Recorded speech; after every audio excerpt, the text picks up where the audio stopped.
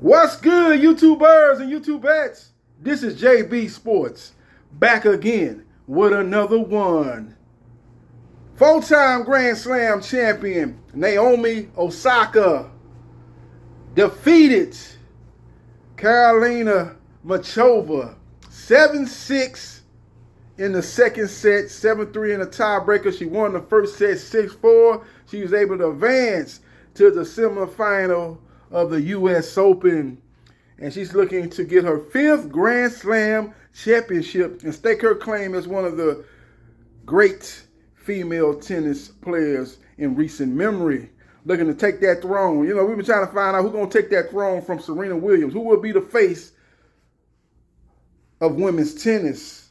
I think Naomi Osaka is a prime candidate to be that face of women's tennis. She defeated Serena Williams around 4 or 5 years ago. I think it was the 2021 U.S. Open. That's when she kind of arrived on the tennis scene. She was able to defeat the legendary, iconic Serena Williams, and she's looking to, once again, go to one of her favorite venues, U.S. Open, and capture her fifth Grand Slam championship. This was a great matchup. Great matchup. A lot of great shots, a lot of varieties in both women's game. But I think the difference in the matchup, which was very minuscule between these two. It wasn't a lot of separation between Naomi Osaka and Karolina Muchova, but the difference was her forehand. She played bigger on the bigger points. She hit a lot of lines, man. She hit a lot of lines. You know, it was a lot of shots that if they would have been an inch to the right or an inch to the left, maybe the match would have went the other way. But that just let you know that she's been in this situation time and time again. I just think her overall versatility of her game and her experience were able to prevail over a tough and multi-talented player in Karolina Muchova. So we will see what happens, and we will see what transpires. But Osaka from Japan was able to advance to the semifinals of the U.S. Open.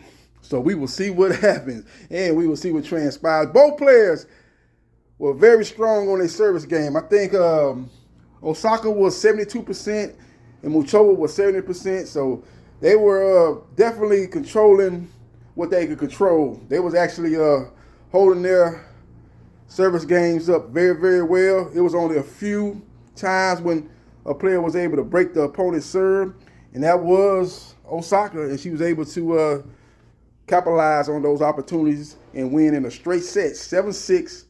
In the second set, 7-3 tiebreaker, and she won the first set 6-4. She won in the straight set 6-4, 7-6, 7-3 in the tiebreaker to advance to the semifinals of the U.S. Open. She'll be playing another American favorite, Osaka. That's going to be a great matchup. A lot of similarities in those two women's game. They both have great forehands.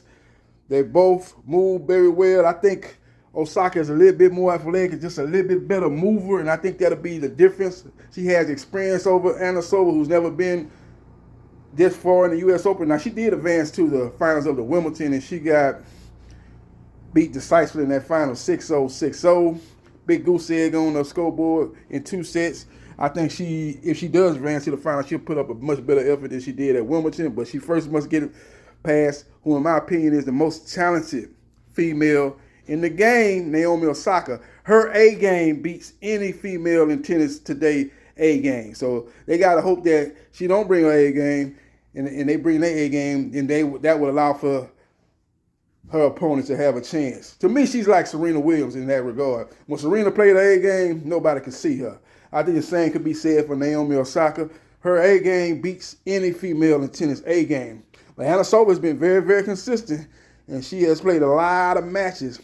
Osaka has just now got her rhythm back, just now got her form back, and I just think she right now is the woman to beat out of these final four. But either one of these four women can win this tournament. That's what I like about these semifinals. You got Pagola, you got the number one player that's still there, you got Osaka, and you got Osaka. So all four of these females have excellent chances to host the U.S. Open trophy above their heads. Any one of them win it, it wouldn't be no surprise. That's what I like about it. But I do believe that Osaka, out of these four, has the highest ceiling.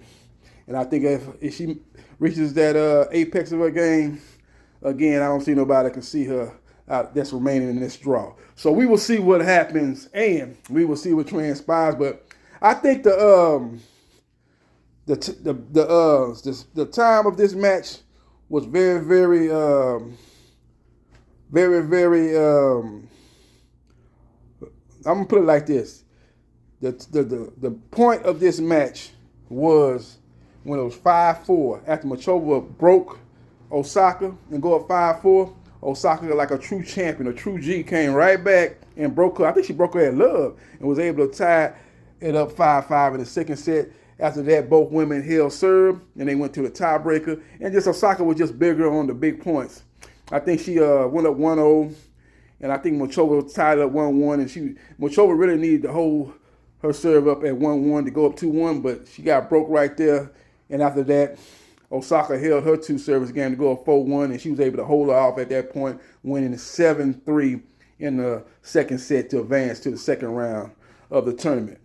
What I was saying about a couple of seconds ago about it being long, I was just trying to talk about the time of the match. And it seemed like this match, it was one of them quality matches. I know it probably went over an hour, maybe an hour and a half, but it did not seem like it was just some elongated match. It was just a matchup that was very, very, very entertaining. Both women played at a high level.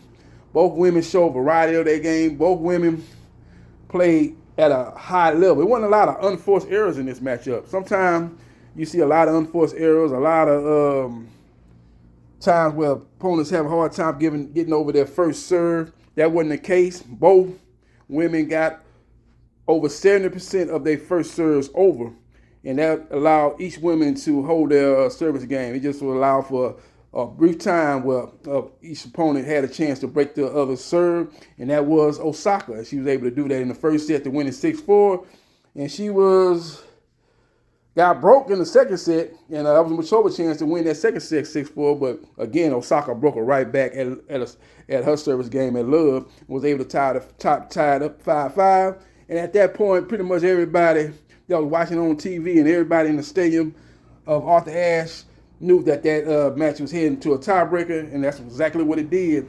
And Naomi Osaka was able to prevail in the tiebreaker 7-3 to advance to the semifinals of the U.S. Open.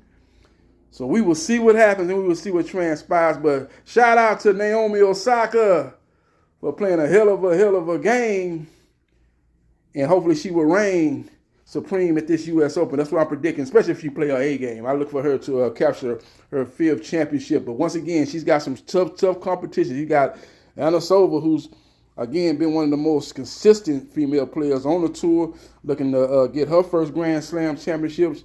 She's got a lot of momentum behind her game. She's in good form. And then we got the #1 player in the world, so we know we ain't going to be surprised she wins it.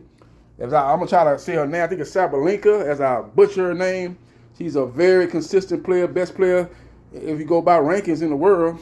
And she'll be playing another American in Pegula, who's been playing high level too. She's the 4th seeded at the U.S. Open. So this is a great Final Four at the women's U.S. Open. It's a great Final Four. So it's going to be interesting to see how it all plays out. But again, I'm saying this in this video right here today, that if Osaka plays her A game, Anna Sova can't see her, whoever comes out on that other bracket between Pegula and the #1 ranked player in the world, Sabalenka, whoever comes out of that bracket, they can't see Osaka either if she's on top of her game. So we will see what happens, and we will see what transpires. Follow me on Facebook, Gerard Briscoe. Follow me on TikTok at JB Sports. New media, follow me on Twitch at BriscoeMA77071. Follow me on Instagram at JB Sports 9707. And follow me on my YouTube channels at JB Sports, the man, the myth, the legend 9656. And at JB Sports, the man, the myth, the legend 8000. And like, share, and subscribe to JB Sports, the man, the myth, the legend. And I holla.